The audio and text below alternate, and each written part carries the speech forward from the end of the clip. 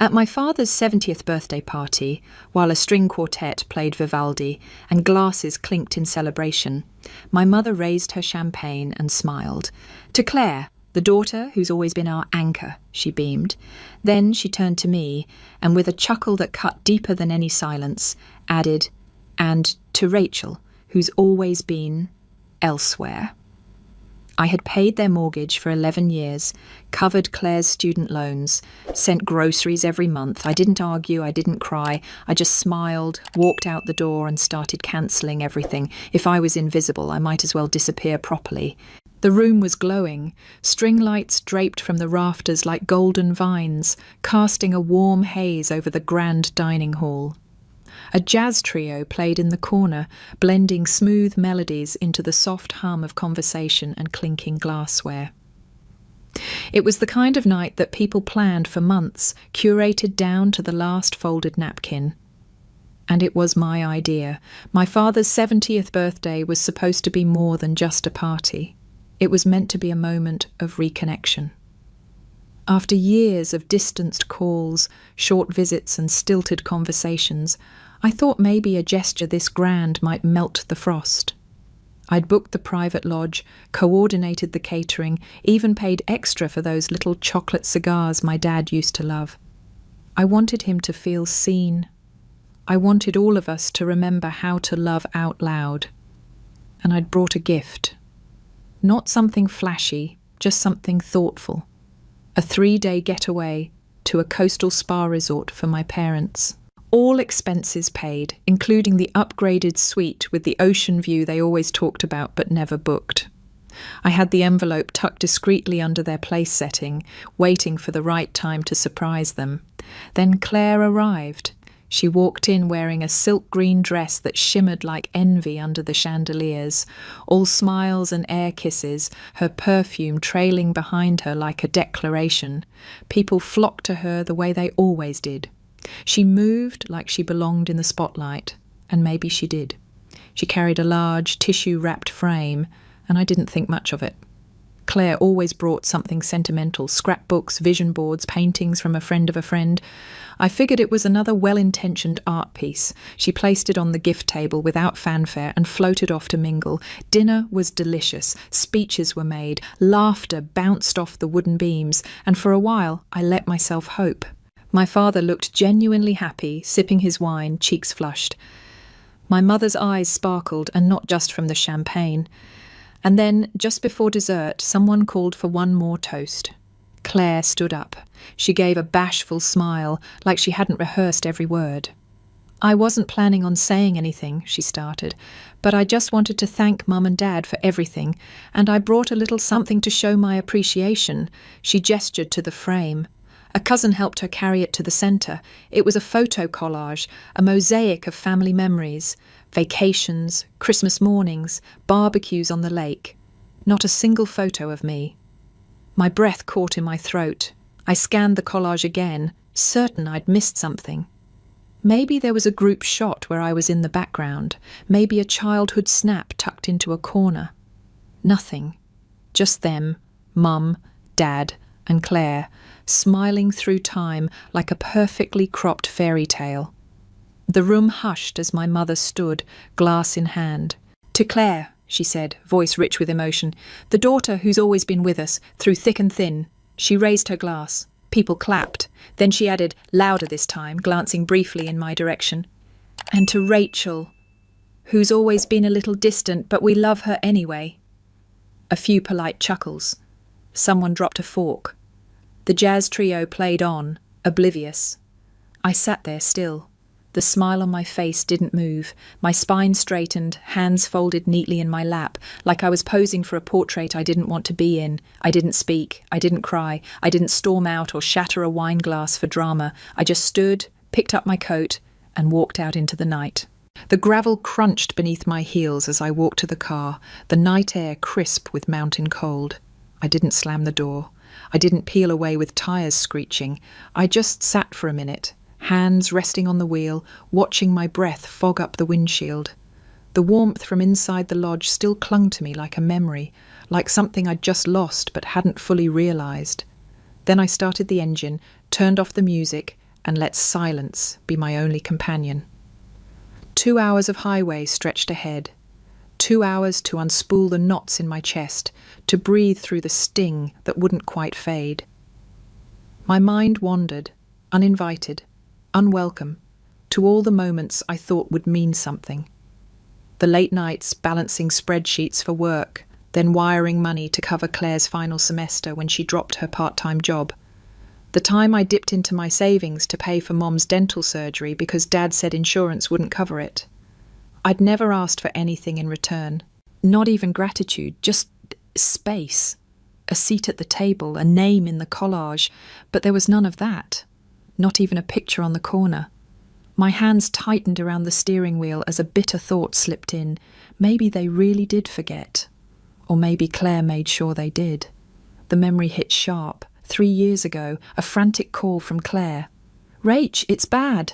I'm overdrawn, and if I miss this payment, they'll default me." I sent the money within the hour. $3,800. No questions, no hesitation. Weeks later, at a family brunch, I overheard Mum praising Claire for being so responsible lately. Claire just smiled and said, "I'm trying, finally got myself out of that debt hole." She never mentioned me, not once, just wore the credit like a crown. I hadn't thought much of it then, or maybe I had and shoved it down the way you do with family. You excuse the little betrayals because the bigger picture, the illusion of love, is worth preserving. But that night, alone on a dark stretch of I-90, the illusion cracked. I thought about all the birthdays I'd missed because I picked up overtime. Not because I didn't care, but because I cared too much. Because I wanted to send a nicer gift, to make things easier for them. I remembered the cancelled vacation I gave up because the furnace broke and they needed help again. I'd told myself love was sacrifice, that being the reliable one was enough. But reliable gets mistaken for absent. Steady gets mistaken for cold. And suddenly I saw myself not as the grown woman with a good job and a quiet apartment, but as the girl at 8 years old, sitting at the kitchen table, drawing a card for Mother's Day, while Claire was in the living room, putting glitter on hers. Mum taped Claire's to the fridge. Mine ended up in the drawer. That damn drawer that held every bland, practical thing I'd ever done. Receipts, tax returns, proof I was useful but never adored. Maybe I'd been chasing that fridge door my whole life, hoping one day something I did would be worthy of display. That they'd look at me not for what I provided, but for who I was. Not Rachel, the bank account. Rachel, the daughter. But that toast shattered the last sliver of hope. If I was always going to be the distant one, maybe I needed to live up to it properly. As I exited the highway and turned into my neighbourhood, a thought whispered in the quiet. What if I stopped? What if I really stopped? No more money, no more wiring in emergencies, no more waiting to be noticed. I could disappear from their narrative the way they'd already written me out. It didn't feel like revenge. It felt like release. I pulled into my driveway, turned off the car, and sat there as the engine ticked into stillness. For the first time in years, I wasn't planning what to fix next. I was letting it all go. The morning light spilled across my kitchen counter, soft and golden, as if the world didn't remember what had happened the night before. I stirred my coffee slowly, letting the spoon clang against the sides of the mug just to hear something that wasn't a voice. Because my phone had been vibrating non-stop since 6:17 a.m. 43 missed calls, 8 text messages, 1 voicemail that started with, "Rachel, please just call us back," and ended in static. I let it ring, let it buzz, let the red notification dots pile up like tiny digital screams. I wasn't ready to hear their version of the story yet, not ready to be guilted or gaslit or told it was just a joke and that I was too sensitive. Claire's name flashed across the screen again. I watched it blink, then disappear. A minute later she tried FaceTime. I let that one go too. A text popped up almost immediately. "Where are you?" Then another. "We're stuck." That one made me pause. I slid the phone toward me, unlocked it, and opened the latest message. Claire was at the marina, apparently. The boat tour the family had planned for the morning, the one with the champagne brunch and historical guide, had been cancelled. Not weather-related. Payment declined, the message said. Another buzz. Claire again. Was your card on file? I didn't answer. I sipped my coffee and stared out the window as the neighbourhood came to life. Joggers, dogs barking, sprinklers ticking across manicured lawns. It felt distant, like I was watching it through a pane of thick glass. Then the phone rang again. I answered this time, not because I felt forgiving, but because I wanted to hear how she'd spin it. "Oh my God, finally," Claire huffed. "We've been trying to reach you all morning. No one can get on the boat. They said the reservation was cancelled." "I know," I said calmly. There was a pause. "Wait, what do you mean you know?" "I cancelled it." Another pause. Longer this time. I could almost hear the wheels turning in her head. "You... what? Why would you do that? Everyone's freaking out. Mum's crying. Dad's trying to talk to the captain. This is a disaster." "Because," I said, "last night, Mom stood up in front of 60 people and said I've never really been there for the family. So I figured it was time to make that true." Silence. The kind that isn't empty, but full of confusion, fury, disbelief. "You're joking," she said finally. "I'm not. You paid for the whole trip. Every reservation, every rental car, every activity, the dinner last night too." "That's insane," she whispered. "No," I said. "What's insane is letting someone rewrite your place in the family while you're still footing the bill. You can't just pull out like this." I didn't pull out. I stepped back. There's a difference. "Rachel, come on. You guys always wanted me to be quiet and supportive. This is me doing that, quietly, from a distance." "People travelled to be here. This is supposed to be a celebration." "It was," I said. "For Claire." She was breathing hard now. "You're being petty." "No," I said. "I'm being precise." I hung up before she could respond. Then I opened my laptop and began going down the list. Cancellation confirmations, refund requests, bank alerts, the kayaking trip, the bonfire s'mores night, the group yoga session with the overpriced instructor. All gone, one by one, as if they'd never existed. Because as far as they were concerned, I never did. By noon, I'd cancelled everything. The catering deposit for tonight's group dinner? Gone. The horseback riding excursion Claire had begged to include but never offered to pay for? Reversed. Even the custom cake with the sparkler candles was stopped in transit. I wasn't vindictive. I just believed in consistency. If I was never really there, then so be it. Let them plan the rest of the weekend without me. Let them pay for it too. The final email confirmation came through just as my phone buzzed again. "Claire." I debated ignoring it. But something told me she wasn't done. I answered. "What the hell is wrong with you?" she snapped, skipping any pretense of civility. "Are you trying to ruin everything?" "I'm not ruining anything," I said evenly. "Just removing myself from the equation. You're being cruel. Everyone's upset. Mom hasn't stopped crying. Dad's so embarrassed." "Interesting," I said. "Because last night, no one seemed upset when Mom rewrote our entire family history in one sentence." She scoffed. "God, you're still hung up on that toast. You mean the part where she said I've never really been there? Yeah, Claire, I'm a little hung up on that." She didn't mean it like that. She said it in front of 60 people. Claire went quiet. Then her voice softened, not out of guilt, but calculation. "Look, I get it. You felt excluded. But that's no reason to sabotage everything." "Claire," I said, "no one even knew I was paying for the trip. I didn't need applause. I needed not to be erased." She sighed. "You're always so transactional. You think because you pay for things, that's love?" "No," I said. "I think because I love, I paid for things." "Wow," she muttered. "You sound just like Mum." That stopped me. "Excuse me?" "She always says that," Claire continued, the words spilling fast and unfiltered now. that you throw money at problems instead of feelings, that you're distant, cold, like you work a lot, but you don't really connect. I said nothing. She doesn't mean it to be cruel, Claire added quickly. She just wishes you'd show up more emotionally, like, be softer. The sting hit harder than expected, not because it was a surprise, but because it wasn't. This narrative, this version of me, had been simmering under the surface for years.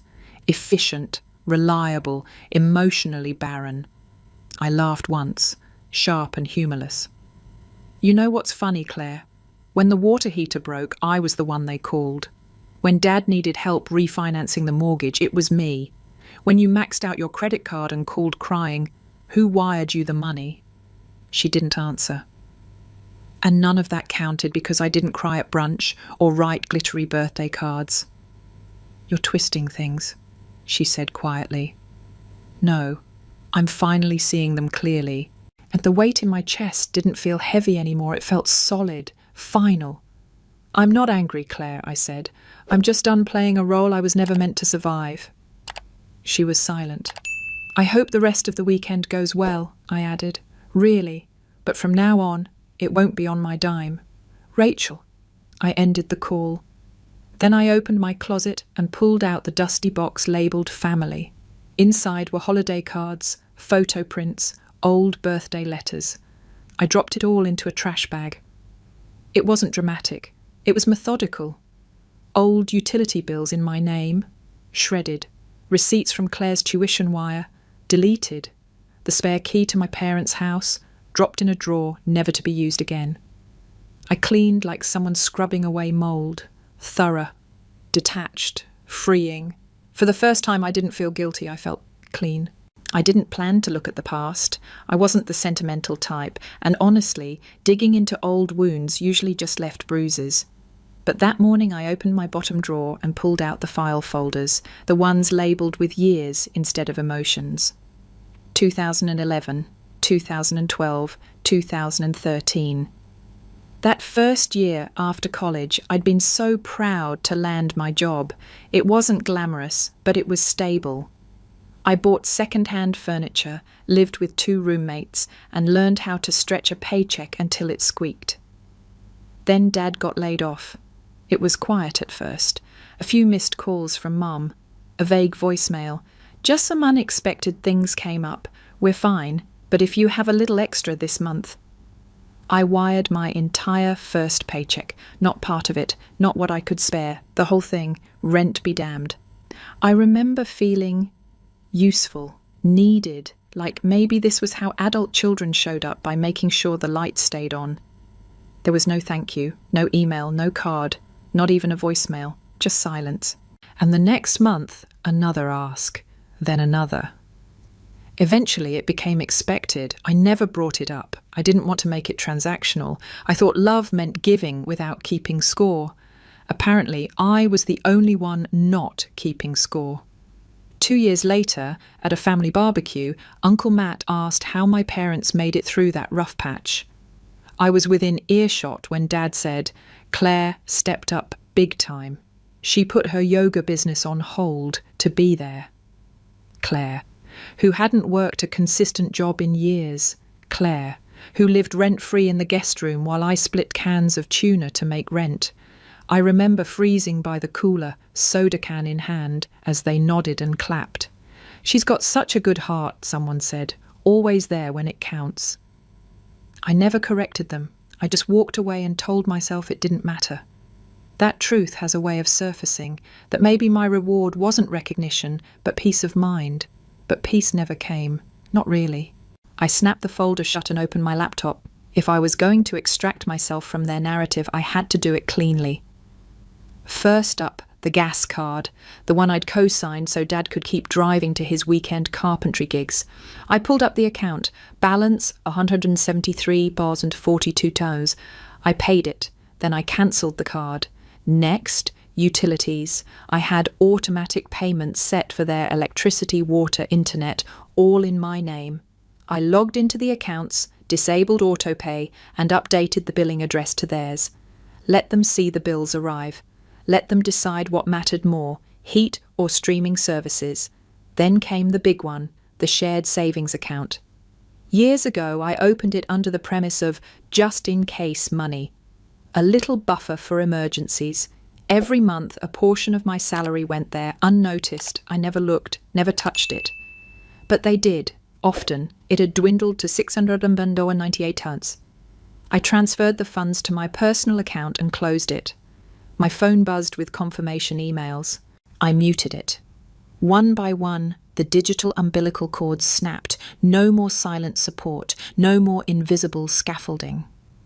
As I deleted the final login credentials, I felt a weight shift. Not lifted exactly, just redistributed, back to where it belonged. I wasn't punishing them, I was releasing myself. From the expectation, from the invisibility, from the fiction they'd built with Clare as the heroine and me as the cautionary footnote. They could have the spotlight, they could keep telling that story, but they'd be paying for the lights. Every cancelled account felt like breathing with lungs I forgot I had. One click and the burden lightened, another click and the weight shifted. I wasn't angry, I wasn't even sad, I was surgical, focused.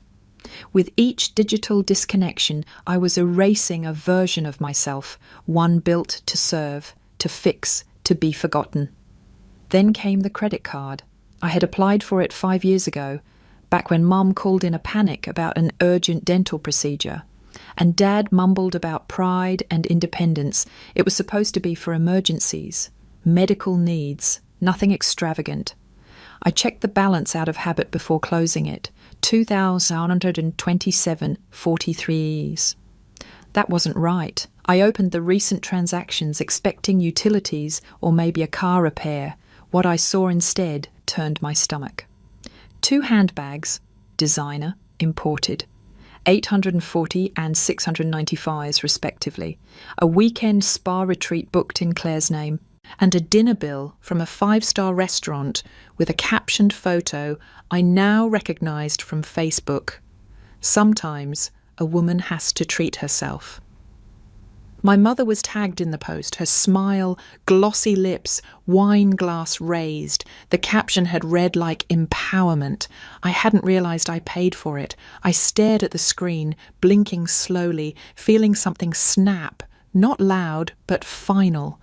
My mum had spent more on a single dinner than I did on a week's worth of groceries. And she'd paid for it with a card bearing my name. The same woman who less than 48 hours ago declared I'd never lifted a finger. I froze the card, reported the charges as unauthorised, and closed the account. No anger, just clarity. Then my phone lit up again. This time it was a message from Dad. "Rachel, I saw what you did. Mom's upset. I know things were said that hurt you, but this isn't the way. You used to be the one we could count on. You were always steady. You were our pride. But now you're just making Mum feel ashamed." I read it 3 times. Our pride. Used to be. Now just making her ashamed. I didn't reply.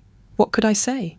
That I spent over a decade holding them up while being told I was too distant, that I swallowed every slight because I thought loyalty would win in the end, that I kept giving because I hoped one day they'd see me. But they had seen me. Clearly. They just didn't like what they saw. They preferred Clare's messiness over my stability.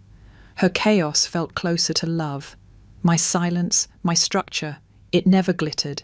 It never made the fridge door. I was the invisible spine of the house, holding everything upright, and they never once asked how I managed to bear it all. Instead, now I was the disappointment, because I stopped.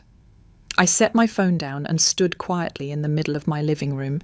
The sun had shifted. It cast long, warm lines across the floorboards. Outside, someone's child was laughing. A bird landed on my balcony railing, looked around, then took off again. Life didn't stop because I disconnected. It moved on. So would I. In that moment, I made a choice, not out of spite, not out of pain, but out of necessity. No more saving, no more waiting, no more hoping they'd notice. From now on, I wouldn't give them the opportunity to erase me again, because I'd already done the erasing myself. The knock came just after 9:45 p.m, soft but persistent, echoing in a house that had finally found its quiet. I paused, tea mug in hand, and glanced at the door like it had spoken. No one came to visit me unannounced, certainly not at this hour. My porch light flicked on automatically, and through the frosted glass I saw two familiar silhouettes, one tall and hunched, the other shorter, arms wrapped around herself like a child sent to apologize. I opened the door just enough to lean against the frame. My parents stood there, looking smaller than I remembered. Mum's cardigan sagged around her shoulders. Dad's posture had caved in on itself. Their eyes were red, not from tears, but from the kind of exhaustion that clings to guilt. "We didn't know where else to go," Mum said, voice barely above a whisper. "You could have called," I replied evenly. "We thought you wouldn't answer." "You were right." She gave a tight, nervous laugh, the kind she used to soften the blow of harsh truths.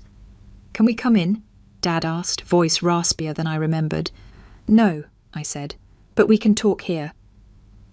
They hesitated. The cold breeze crept between us. Mom glanced at the empty street behind them, then back at me. We wanted to clear the air," she began. "I'm sure," I said. "What happened at the party?" she continued. "It was a moment. Claire gave us that photo and everyone was watching and you said, 'I've never been there for the family.'" Mum flinched. "It wasn't meant how it sounded." "It sounded pretty clear," I replied. Dad stepped forward. "Your mother got carried away. You know how she gets when she's emotional." I tilted my head. "You mean when she's telling the truth?" Silence. They shifted, unsure of how to proceed now that the script had been torn. "I didn't mean to hurt you," Mum offered, quieter now. "You've always been so reliable. We just assumed that I'd keep paying, keep smiling, keep being invisible." She didn't argue. "I'm not here for apologies," I said, folding my arms. "I just want to know something. Do you even know how much I've given?"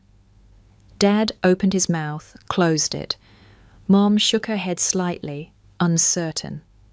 $147,000, I said. "That's the total, over 11 years. Mortgage payments, utility bills, groceries, car repairs, surprise medical expenses, Claire's tuition, your emergencies, all of it." Their faces went pale. "You're exaggerating," Mum said reflexively, but it came out weak. "I'm not. I ran the numbers last night, every wire transfer, every auto payment, every just this once that turned into habit." Dad looked down at the porch steps, suddenly very interested in the crack in the cement. "You never asked for any of it," I continued. "That's true, but you never told me to stop either."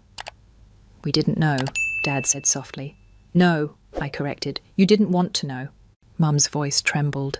"So, what? You're just going to abandon us?" "I'm stepping back," I said. "You can call Claire. She's the one who's always been there, remember?" She opened her mouth, maybe to object, maybe to defend, but nothing came out. For a moment, all I heard was the wind rustling through the hedges and the hum of the neighbour's porch light. "You stood in a room full of people and erased me," I said, my voice flat. "Now you're here asking me to pretend that didn't happen." "That's not fair," Mum whispered. "No," I said, "it's accurate." They looked at me, not like a daughter, not even like a stranger, more like someone they used to know and now barely recognised. I waited for a plea, for something resembling regret, but all I got was silence. "I think we're done here," I said, and gently closed the door. I didn't move right away after shutting the door. I just stood behind it, hand still on the knob, heart not racing, just quiet. A strange kind of stillness had settled into my bones, the kind that didn't come from peace, but from depletion. Then, through the wood, I heard her voice again, muffled, tight. "So that's it? You're cutting us off? Over money?" I opened the door just enough to lean out again. "No," I said calmly, "not because of money. Because I'm not your daughter anymore, not in the way that counts." Mum blinked, stunned. Her lips parted like she was going to argue, but the words wouldn't come. Dad stood frozen beside her, eyes hollow. "You made that choice," I added. "Not with your finances, with your toast." "That's not fair," she said again, but it sounded more automatic than sincere. I didn't reply. I wasn't there to debate fairness. I was there to hold the line. Then something shifted in Dad. He hadn't spoken much since they arrived, but now he looked up at me with a kind of pain I hadn't seen since Grandpa's funeral. His voice cracked when he finally spoke. "She used your name," he said softly. I frowned. "What?" "Clare, last year, when she needed a small loan for her studio, said you were co-signing, said she had your permission." The world didn't spin. My knees didn't give. There was no dramatic soundtrack or cinematic gasp. Just silence, and the sound of something else inside me giving way. "You signed for Clare?" I asked him. "She had the paperwork," he said. "Said you were at work and asked her to bring it." I closed my eyes for a beat, then opened them again. "She forged my signature," I said. Dad nodded slowly, eyes glassy. "And you didn't check with me?" "We trusted her," he said. "Of course they did." "Do you still have the documents?" I asked. I think so." "I'll have a lawyer contact you this week." That made Mom step forward, panic rising in her voice. "Rachel, come on. It's Claire. She was trying to save her business." "She stole my identity," I said. "You know what that's called." "It's not like she took thousands. She took trust," I snapped. "And you let her." Dad wiped at his eyes. The man who once taught me how to ride a bike now looked like he couldn't find solid ground. "I didn't know," he whispered. "You didn't want to know," I said again. The wind had picked up. Mom hugged her cardigan tighter, suddenly looking older than her 67 years. "We raised you better than this," she said bitterly. "No," I replied. "You raised Claire better. You raised me to fix things." And then I shut the door. This time I didn't linger. I walked away from it like it was just any door, in any house, in any neighborhood. Because in that moment, that's all it was. Not a boundary, not a symbol, just wood. Back in the kitchen, I poured my cold tea down the drain and rinsed the mug.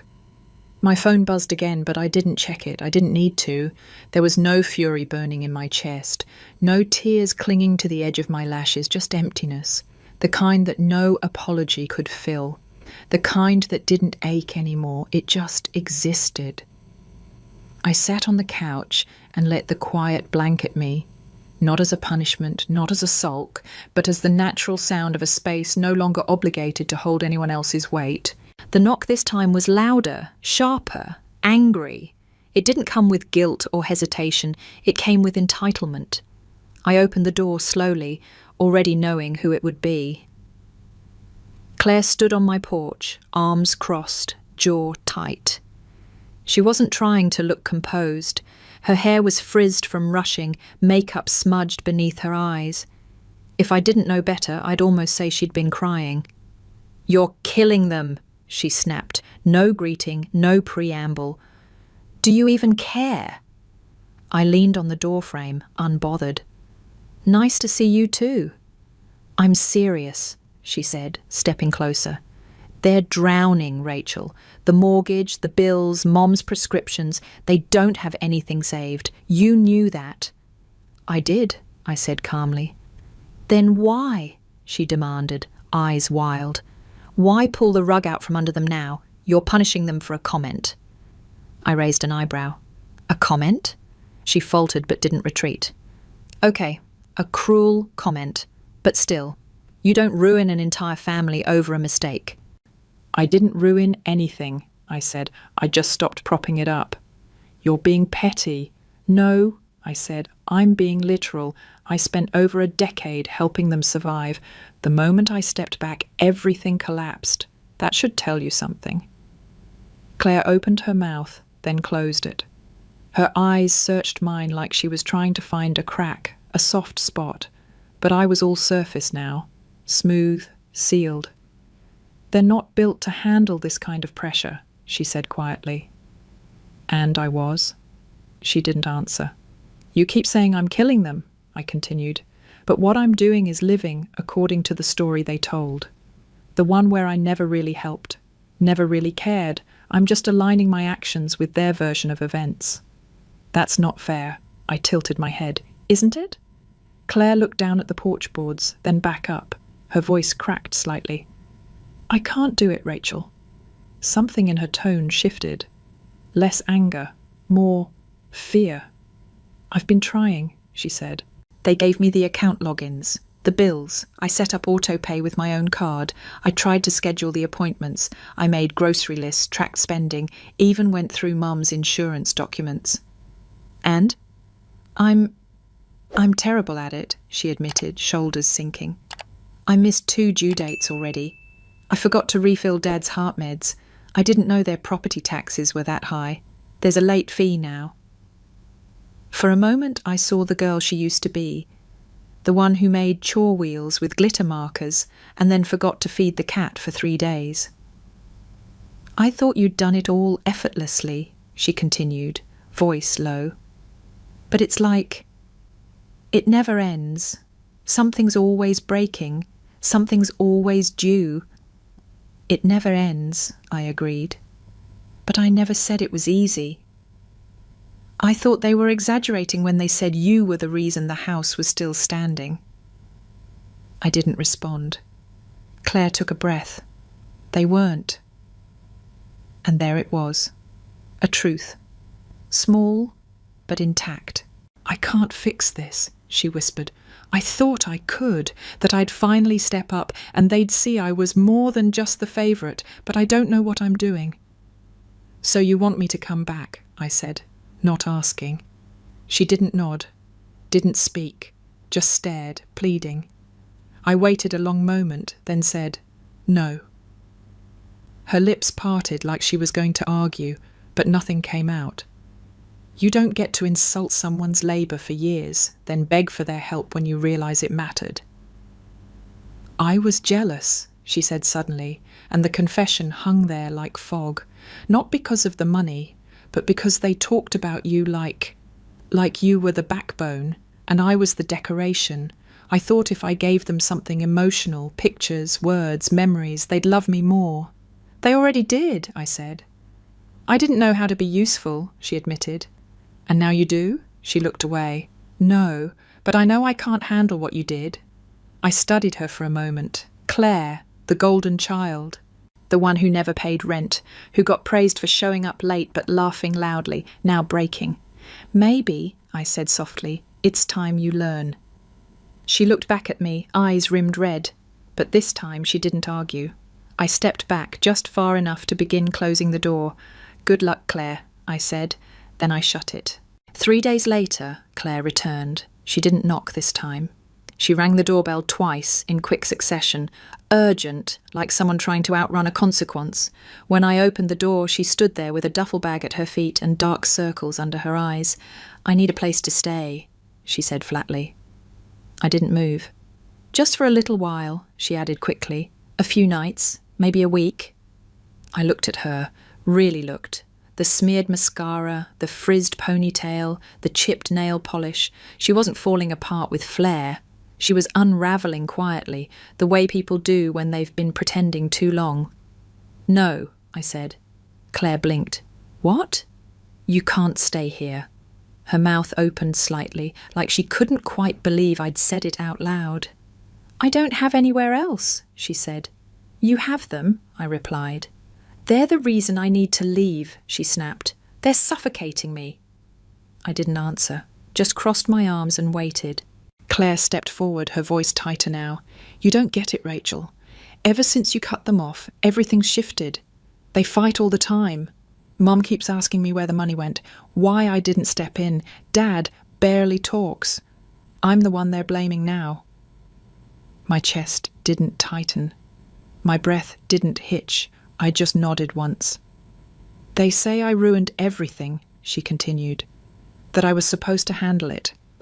That I let them down. That I embarrassed them at the party by dragging you out of their lives. Did you? I asked. Her eyes widened. What? No, I didn't say anything. No, I said. You just didn't stop her. She fell silent. I stepped out onto the porch, letting the door close gently behind me. We stood there, side by side, two daughters in the aftermath of a family portrait no longer hanging straight. They say things like, "You should have been more like Rachel," Claire whispered. "It's like whiplash. One day I'm their pride, now I'm their regret." I didn't feel satisfaction, I didn't feel vindicated, but I did feel honest. "Now you know," I said quietly, "what it feels like to be the fallback, the utility, the problem solver who still somehow gets blamed when things go wrong." Claire looked down. "Welcome to my last 11 years, I added. She swallowed hard, then looked up at me. "So this is revenge?" "No," I said. "This is balance." "Please," she said, "I can't stay there. I can't keep pretending like I know what I'm doing." "Then stop pretending," I said. "And do what?" "Figure it out," she scoffed. "That's easy for you to say. You're always the strong one." I shook my head. No, I was just the quiet one. No one noticed when I bled. Claire looked like she wanted to cry, but nothing came out. I let the silence settle before adding, "You don't need a place to crash. You need to stand up, for once." She stared at me, eyes glassy, but she didn't argue. Instead, she bent down, zipped her bag shut, and slung it over her shoulder. "You know," she said softly, "I used to think you had it easy. And now? I think you disappeared long before you left, and none of us noticed." I didn't reply. She took a shaky breath, turned, and walked back to her car. I stood there until her tail lights faded into the dusk. No victory, no closure, just truth. And the quiet relief of no longer being the one who had to hold everyone together. It started with a photo. A smiling snapshot of my parents, arms around each other in front of the old house, captioned in warm, performative melancholy. "Family means everything, even when some people forget that." Posted by my mother, of course. I wasn't tagged, but I didn't have to be. The timing was obvious. The angle was deliberate. That phrase, "even when some people forget," hung there like a poisoned ribbon. Within hours, the likes rolled in. An old cousin I hadn't spoken to in years commented, "So sorry you're going through this, Aunt Evelyn. Some people just get selfish." Another wrote, "It's always the reliable ones that stay, even when they're unappreciated. You two are amazing." I stared at the screen, not surprised, not hurt, just numb. Then came the second post, this time from Clare, a blurry photo of a family dinner, clearly from years ago. Me, barely visible at the edge of the table, turned half away from the camera. Her caption, "We all grieve differently. Some shut down, some walk away, some of us try to hold the pieces." It wasn't subtle. None of it was. They were laying the groundwork, positioning themselves as the abandoned, the ones left behind by the cold, distant daughter who cared more about money than people. Still, I didn't respond, at first. But then Mum liked a comment, one that read, "She was always kind of closed off, wasn't she? Never really part of things." That was the trigger. Not the post, not the pictures, the like. That single act, so effortless, so casual, was her way of nodding, confirming, affirming that yes, I had always been the outlier, the cold one, the stranger who wandered in and never stayed long enough to warm the room. I opened my laptop, no rage, no dramatic music in the background, just a methodical click-through of old files, folders labelled by year, subfolders by purpose, mortgage, utilities, tuition, emergencies. I took screenshots, dozens of them, wire transfers with timestamps, copies of bills with my name and their address, the exact amount I paid toward Claire's tuition loan, the dental copay I covered last year, grocery delivery receipts, screenshots of text threads confirming they'd received each one. Then I wrote the post. I didn't mention names. I didn't at anyone. Just a caption. They said I never showed up, just wanted to share what showing up looked like for the past 11 years. Underneath, photo after photo, statement after statement, dollar signs lining the scroll like bruises turned inside out. At the bottom, I typed total $147,302.19.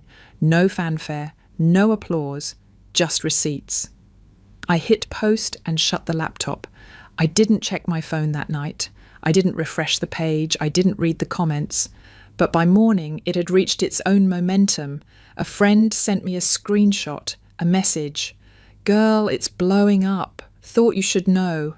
I opened the app. Thousands of likes, hundreds of shares, dozens of comments from strangers and friends alike. Some shocked, some furious, many apologetic. But one stood out, from Linda, my mother's best friend of 25 years. She'd been in our lives since before Clare was born. She'd braided my hair once for a wedding, taught me how to bake shortbread cookies when I was 9. Her comment was simple. "I didn't know. I truly didn't know. And I'm so, so sorry." That was the twist.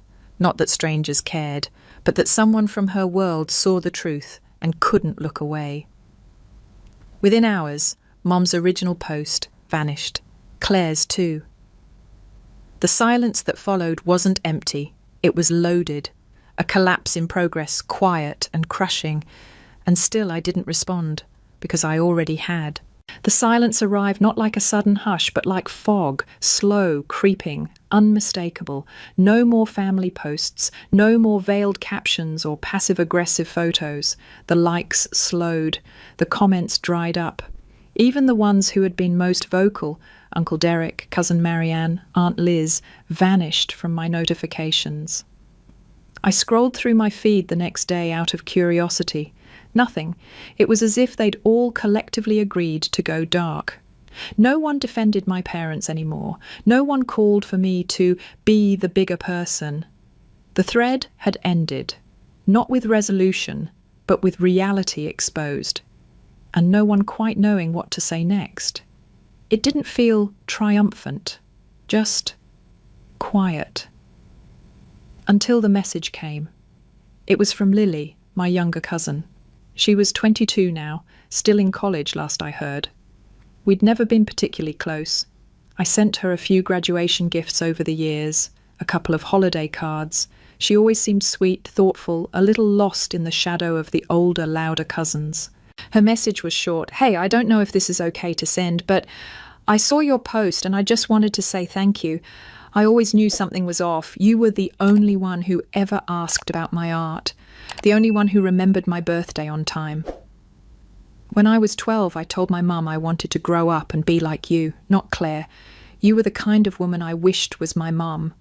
I read it twice, then a third time, and that, more than the viral reactions, more than the apologies or deleted posts, that message broke something open.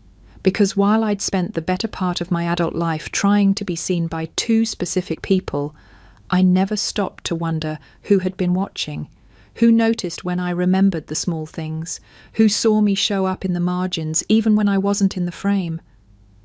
I stared at Lily's message for a long time, blinking slowly, like the screen might blur into something else. But it didn't. It stayed steady, clear. I wrote back, "Thank you, Lily. I don't think you know how much this means to me. I always saw you too." She replied instantly, "I hope someday your parents realize what they lost. But even if they don't, you deserved better. And now you have better." And maybe that was the moment, the shift, the release. Because for the first time in years, I felt something loosen inside me. Not a collapse, not a shattering, but a kind of gentle exhale, a letting go. I set my phone down and looked around my living room. Nothing had changed, and yet everything had. The same couch, the same bookshelf, the same faint ticking of the wall clock. But the air felt different, lighter. I hadn't wanted revenge. I hadn't wanted a parade or a crowd of sympathizers. I just wanted someone, anyone, to say, "I saw you." And now someone had.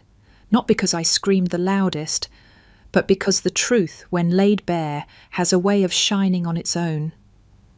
I made a cup of tea and curled into the corner of my couch. Outside, the wind shifted through the trees, rustling the leaves like soft applause. No more performance, no more pretending, just breath, just space, just peace. They didn't knock this time, they just stood there, 3 of them, at the bottom of my porch steps like school children waiting outside the principal's office. My mother in another too thin cardigan, arms crossed over her chest.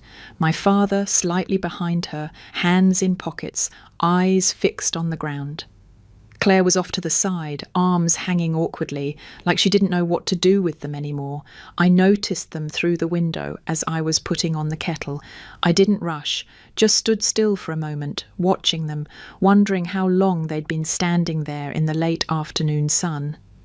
Eventually, I opened the door. No words, just a raised eyebrow and a body that didn't move from the threshold. "Can we talk?" my mother asked, voice strained. "We're already talking," I replied. She glanced at the porch like it might bite her. "May we come in?" "No," I said. "Say what you need to say."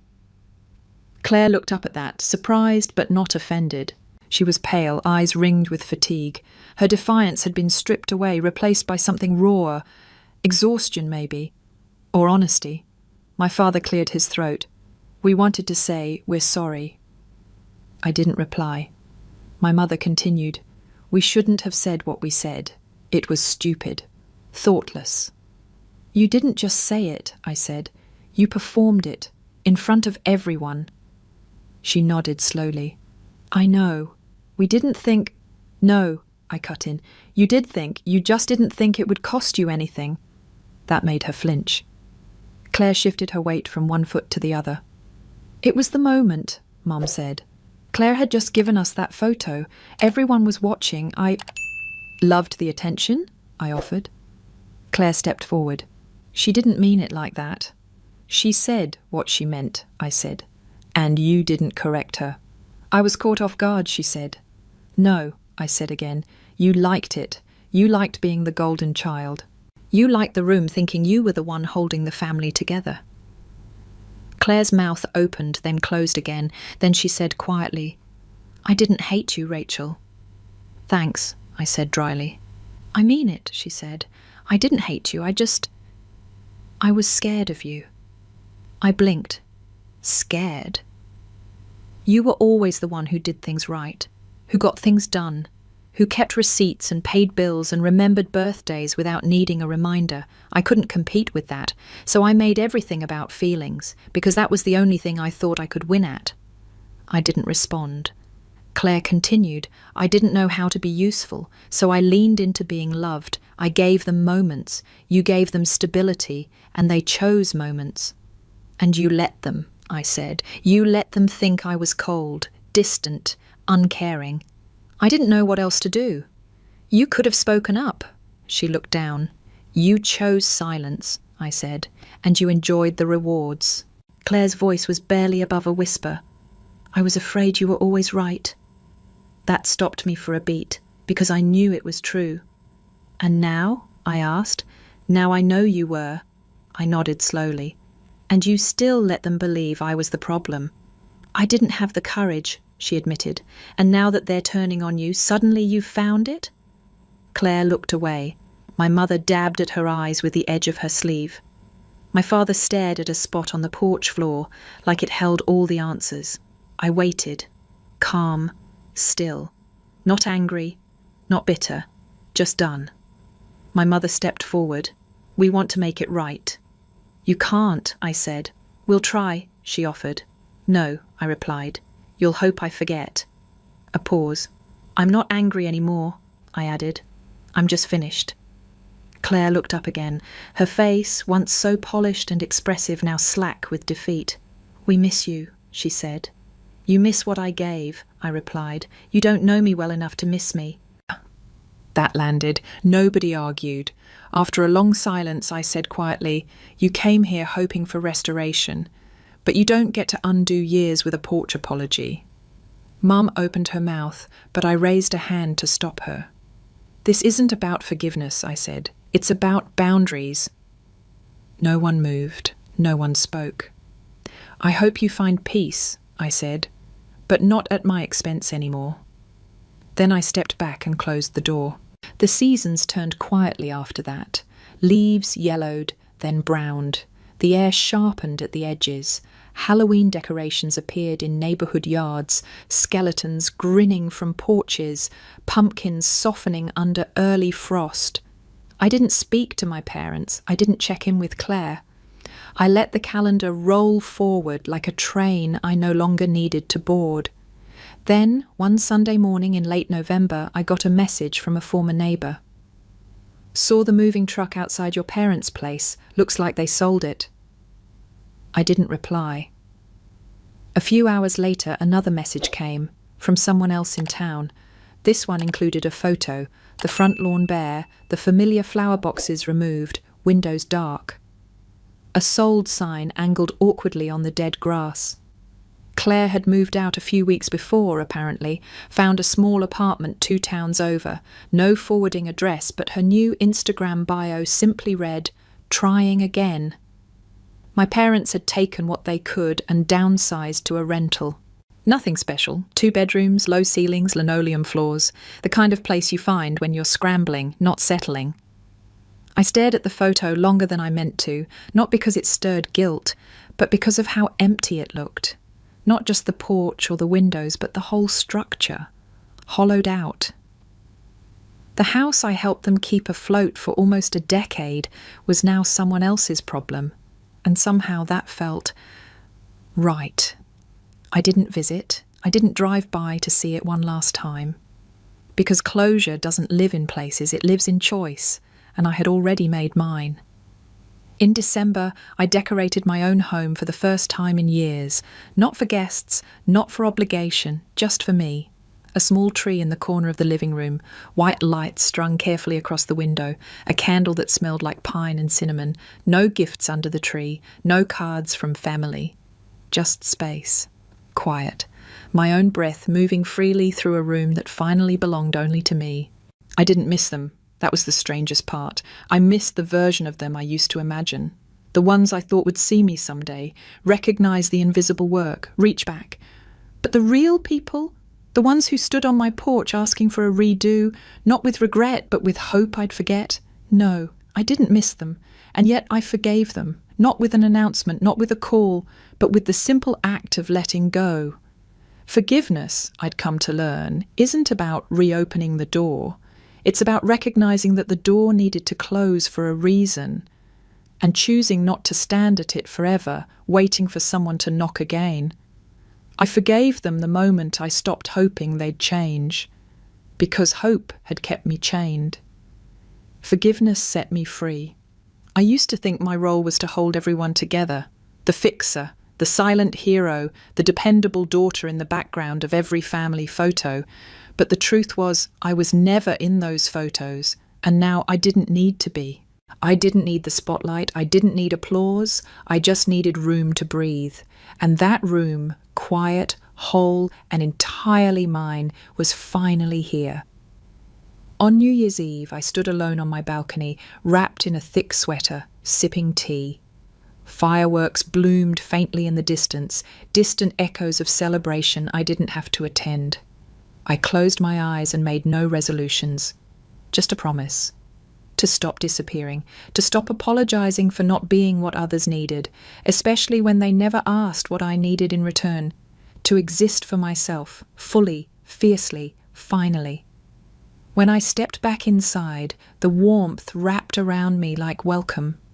And for the first time, I didn't feel like I was returning to a place I rented emotionally. I was home.